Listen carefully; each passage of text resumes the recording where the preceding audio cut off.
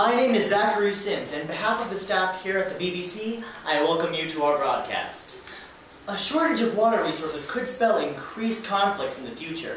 We are here today to discuss, is the global water crisis real? As much as you'd like to think otherwise, we have a ton of water, but how much of that is drinkable?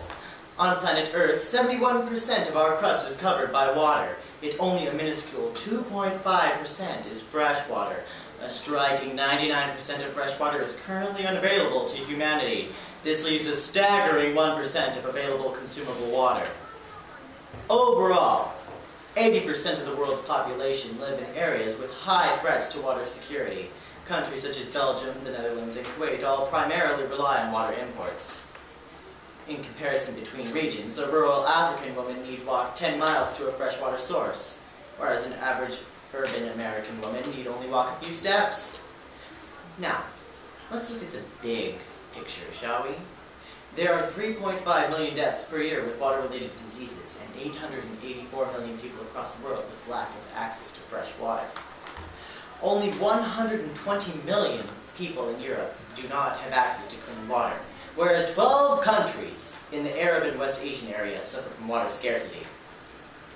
As predicted by the UN, by the year 2083, the population of the human race will reach 10 billion people. That is 3 billion people who need access to clean drinking water. Overall, the total population growth is directly proportional to the consumption of water. By the year 2025, 2/3 of the world's population will be stressed by water conditions. Now, over to Penelope Ayres with the map.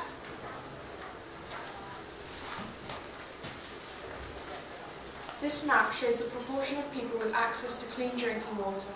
As you can see, Europe, the USA, much of Asia, the Middle East, and Oceania have a high proportion of their population with access to safe drinking water. Much of the African countries, however, have a much lower proportion of their population who have access to clean water. For example, Ethiopia.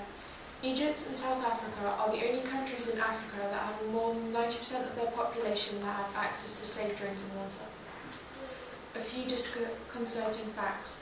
One child in the world loses its life every 8 seconds due to lack of clean drinking water. By the year 2030, the demand for fresh water will be 40% higher than it is now, but the supply is dwindling. Worldwide, the demand for fresh water has grown 3 times in the past 100 years and is now doubling every 21 years. Saudi Arabia is no longer able to control wheat, to grow wheat due to the lack of irrigation water, and is expected to be completely dependent on wheat imports by 2016. The coverage of drinking water supply in sub-Saharan Africa is barely 60%, whereas the global average is 87%. And now a look at the US. The consumption of water in the US is among the highest in the world. An average American household goes through over 350 gallons of water each day. This totals up to over 120,000 gallons in a year. The United States as a whole uses over 148 trillion gallons of water a year.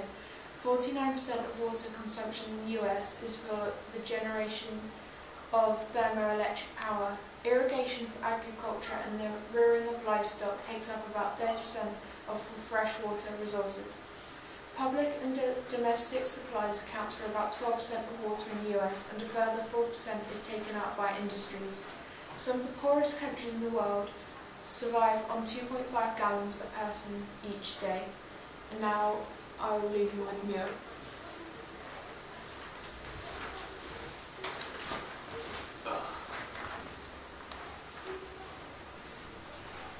Okay, now let's go and look at where there are water disputes in the world. So first of all, we're going to look at Turkey, Syria and Iraq. We notice that these 3 are in dispute over the Euphrates River and the Tigris River.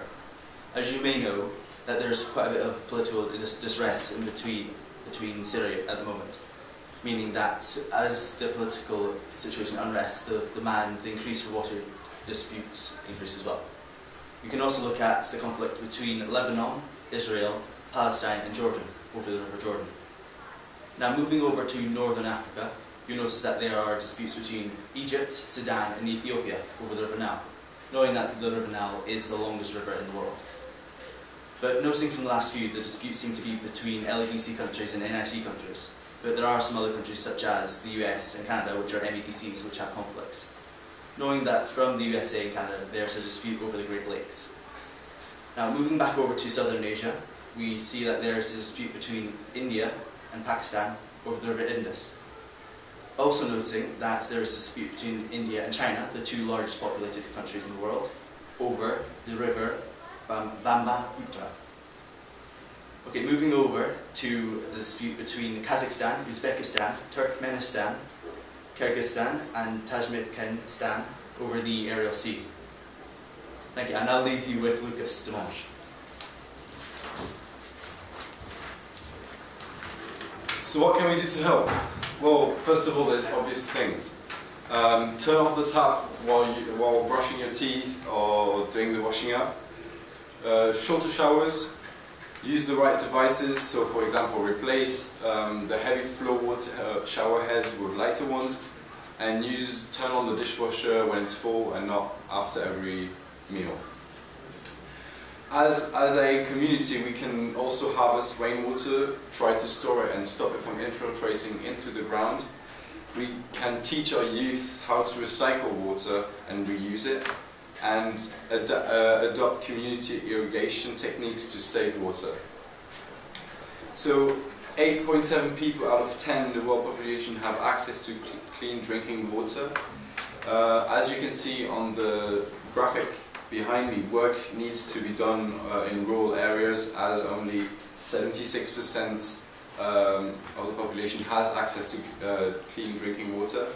As Muir said before, the two biggest populated countries in the world, China and India, have increased their drinking water quality and providing it to the population. They have also account for 47% of the 1.8 billion people who have now improved access to clean water, and over 450 international water agreements have been signed between 1820 and 2007. Thanks for watching, and tune in next time.